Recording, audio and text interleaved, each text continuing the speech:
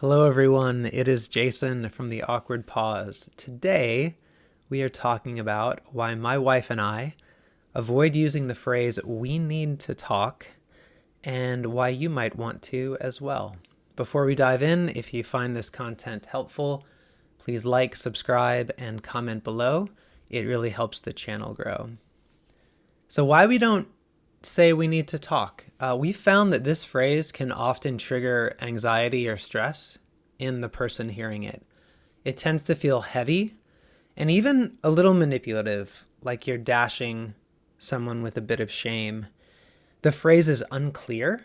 It can leave the other person searching for something they did wrong, and ultimately it creates disconnection, which is the exact opposite of what we are trying to do.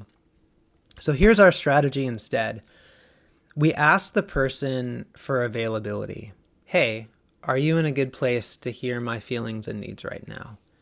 And this gives your partner a chance to say yes or no. For example, they might say, hey, I just got home from work. I need a couple hours to decompress, and I think I'll be in a good headspace to hear that. You can also try to schedule an intentional time. So if they're not in a good place to hear your feelings and needs, hey, when would be a good time for me to share these with you? So this simple shift respects the boundaries of the other person, and it sets the stage for better communication. My wife and I have a weekly check-in. It's Saturday morning for us. We have a specific time where we discuss feelings and needs.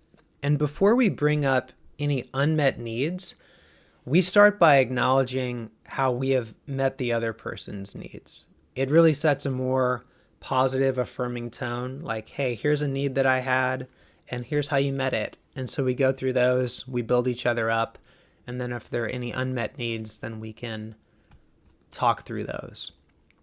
A couple very important lessons learned, which I am completely guilty of. Do not bring up heavy conversation, feelings and needs before going to bed. Like, it is the worst time to spring that on someone. And my wife can definitely vouch for that I have made this mistake more than once. And the second thing is give yourself some process time. I found my thing that I'm working on is oftentimes when I have an unmet need, I'll bring it up immediately and I won't give myself time to process what exactly I was going through.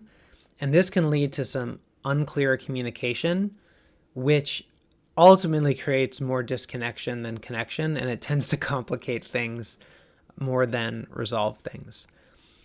Besides having a weekly check-in time, my wife is really good at this. She will often bring up feelings and needs after we've eaten dinner, which is actually a really good time because everyone is full, they're happy, they're satiated. It gives time for the food to settle.